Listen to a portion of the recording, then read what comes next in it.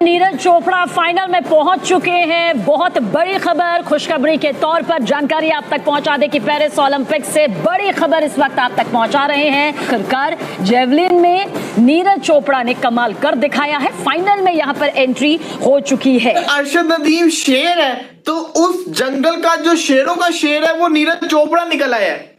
नीरज चोपड़ा ने पहली अटेम्प्ट के अंदर 89.63 मीटर की थ्रो फेंक दी और उसने बाकी सबको परेशान करके रख दिया। भारत की निराज जिनसे एक्सपेक्टेड था कि बाकी वो बहुत अच्छा करेंगे, उनका रिकॉर्ड भी बहुत बेहतर है, वो बहुत अच्छा है, उन्होंने थ्रो फेंकी। इसी तरह कोसोवो जंग में तबाह हो गया, बर्बाद हो गया, उन्होंने भी मेडल लिया है। एक अकेला ये पाकिस्तानी क्यों है जिसका 0 मेडल है? और मेरे से मुहब्बे वतन होने का सर्टिफिकेट छीन रहे हो और सोशल मीडिया पे नीरज चोपड़ा की तस्वीरें तुम लोग शेयर कर रहे हो। बैनुल-अक़वामी मीडिया साजिश कर रही है। क्यों भाई? मीडिया हर चीज की जिम्मेदार है। ये जो अपनी बेइज्जती करा रहे हो, अपनी 0 मेडल लेकर आ रहे हो, ये मीडिया कर रही है। इंडिया जो हमारा नेबर है उसमें एथलीट्स को इतनी इज्जत दी जाती है, उनका इतना ख्याल रखा जाता है कि कोई भी एथलीट होता है उसकी बाकायदा तौर पर जो एसोसिएशन फेडरेशन है वो उसका ख्याल रखती है, हुकूमत उनको पैसे देती है। और आप ये देखें कि जो नीरज चोपड़ा हैं, जो जेवलिन थ्रोअर हैं, उनकी तरफ से उनको जो है वो खास तौर पर उनको यूरोप भेजा गया ट्रेनिंग के लिए। टेंशन इस चीज की है कि होगा तो होगा क्या नीरज चोपड़ा गोल्ड मेडल जीत जाएगा, जो कि फेवरेट है, लग भी रहा है। हम इसके अंदर गोल्ड मेडल जीतेंगे। हम तो इस ख्वाब के साथ आए हुए हैं कि हमने गोल्ड जीतना है, हमने किसी तरीके से जीतना। लेकिन मसला ये कि गोल्ड जीतने के लिए जो सामने सबसे बड़ी दीवार है वो है नीरज चोपड़ा।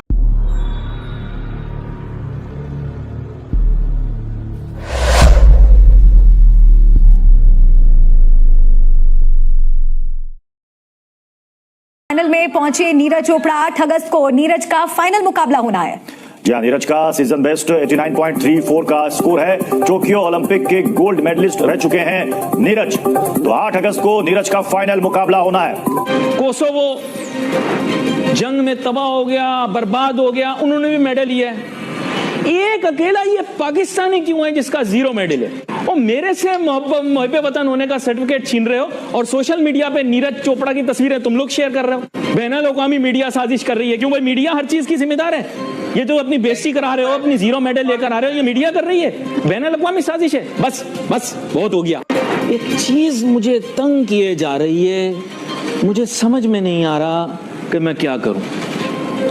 आज से चंद साल पहले मैंने एक प्रोग्राम किया, उसमें ये बात की कि जिन ममालिक के अंदर खेल का मयार अच्छा होता है उनकी मईशत, उनकी माशरत और सियासत भी अच्छी होती है।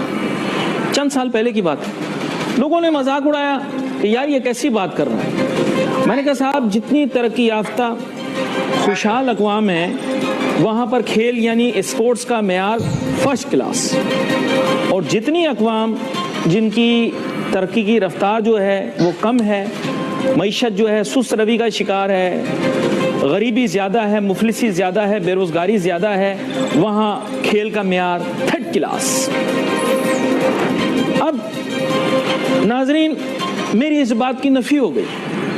उसकी वजह यह है कि दुनिया में कहना नहीं चाहिए वैसे, लेकिन मैं कह देता हूँ, बेकार 3rd क्लास गरीब तरीन ममालिक ने भी ओलंपिक्स में मेडल ले लिया। लेकिन पाकिस्तान, जो कि नौजुबिल्ला कहना नहीं चाहिए, हर बात पे कहते हैं हम नेमतों से माला माल हैं, हमारे पास दुनिया का सब कुछ है, नौजुबिल्ला ऐसा कोई नहीं है, कोई शख्स, कोई ज़ात नहीं है सिवाय मेरे रब के जिसके पास सब कुछ हो। लेकिन पाकिस्तानी कहते हैं हमारे पास सब कुछ है, नौजुबिल्ला कहना नहीं चाहिए। लेकिन दरिया, समुंदर, पहाड़ हैं, दुनिया जहाँ की सारी चीज़ों का ढंडोरा पीटने के बाद स्कोर क्या आया ओलंपिक्स में? 0। ये देखें कि जो नीरज चोपड़ा हैं, जो जेवलिन थ्रोअर हैं, उनकी तरफ से उनको जो है वो ख़ास तौर पर उनको यूरोप भेजा गया ट्रेनिंग के लिए, और ट्रेनिंग करवाई जा रही है उनको वहाँ पर उनको यूज़ टू करवाया जा रहा है वेदर से। और हमारे जो एथलीट हैं वो अभी तक यहाँ पर ही हैं, गर्मी में ट्रेनिंग करते रहे हैं। हालांकि होना ये चाहिए था कि जो पेरिस है उसका मौसम जो डिफरेंट है पाकिस्तान से, पाकिस्तान में सख्त गर्मी है, वहाँ पे मौसम डिफरेंट है, वहाँ के वेदर कंडीशन से उनको यूज़ टू होने के लिए उनको भेजना चाहिए था और पहले ट्रेनिंग करवानी चाहिए थी। लेकिन अनफॉर्चुनेटली यहाँ पर आवे का हवा बिगड़ा हुआ है, यहाँ पर कोई हमारा कोई बिल्कुल भी स्ट्रक्चर नहीं है किसी किस्म का। हम लोग किसी तरीके से ग्रास रूट लेवल पर तो अमल दरामद करते ही नहीं है। तो इसलिए हमें चाहिए कि हम अपने एथलीट को जो उनकी रिक्वायरमेंट्स हैं, एक तो पर्ची सिस्टम खत्म होना चाहिए, एक आपको मेरिट पे तमाम एथलीट्स को लाना चाहिए। अब एक अरशद नदीम है जिससे आपको होप है कि गोल्ड मेडल आएगा, बाकी 6 से आपको होप नहीं है। कुछ तो वाइल्ड कार्ड एंट्री हैं, शूटर्स हैं, और फिर हमारी के हमारा जो है वो क्वालिफायर सिर्फ 2 जो है वो गेम्स हैं, बाकी कोई क्वालिफायर ही नहीं है, वाइल्ड कार्ड एंट्री है। और वो फाइका है एक एथलीट हमारी जो 100 मीटर में जाएगी, जो पाकिस्तान की इस टाइम पर तेज तरीन लड़की है। मिल गया, लेकिन क्वालिफाई तो किया है। अब 8 अगस्त को मतलब कि परसों है फाइनल, जिसके अंदर फैसला होगा कौन जीतेगा गोल्ड, कौन जीतेगा सिल्वर, कौन जीतेगा ब्रोंज। टेंशन इस चीज की है कि होगा तो होगा क्या नीरज चोपड़ा गोल्ड मेडल जीत जाएगा, जो कि फेवरेट है, लग भी रहा है। क्या पीटर जिसको कहते हैं वो सिल्वर जीत जाएगा, क्या अरशद नदीम ब्रोंज जीत पाएगा। हम तो ख्वाब लेके बैठे हुए कि हम गोल्ड मेडल जीतेंगे, हम इसके अंदर गोल्ड मेडल जीतेंगे। हम तो इस ख्वाब के साथ आए हुए हैं कि हमने गोल्ड जीतना। लेकिन मसला ये कि गोल्ड जीतने के लिए जो सामने सबसे बड़ी दीवार है वो है नीरज चोपड़ा।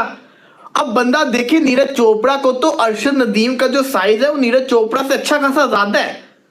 देखने वाला बंदा कहेगा अरशद नदीम ज्यादा लंबी थ्रो फेंक सकता है नीरज चोपड़ा से, लेकिन नीरज चोपड़ा की जो टेक्निक है, नीरज चोपड़ा का जो स्टाइल है, जो उसने वर्किंग अपने आप पे की, मैंने जितने भी गेम्स देखी हैं इतने अरसे से देखता आ रहा हूँ। लास्ट में भी जब ओलंपिक्स हुए थे उसके अंदर नीरज चोपड़ा ने बड़ी अच्छी परफॉर्म करके दिखाई थी, अरशद ने भी इंप्रेस किया था। अगले साल में उम्मीद थी कि नेक्स्ट ओलंपिक्स में अच्छी परफॉर्मेंस दिखाएगा।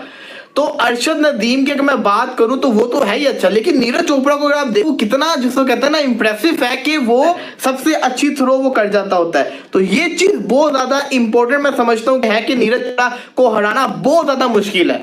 अब आप समझ लो कि आप मुकाबला है जेवलिन थ्रो के अंदर, नीरज जो है ना उसके साथ आपका जो मुकाबला है क्रिकेट का वो विराट कोहली है नीरज चोपड़ा, और आप समझ लो अरशद नदीम का जो मुकाबला है वो समझ लो बाबर आजम समझ लो आप, ये इनका मुकाबला है।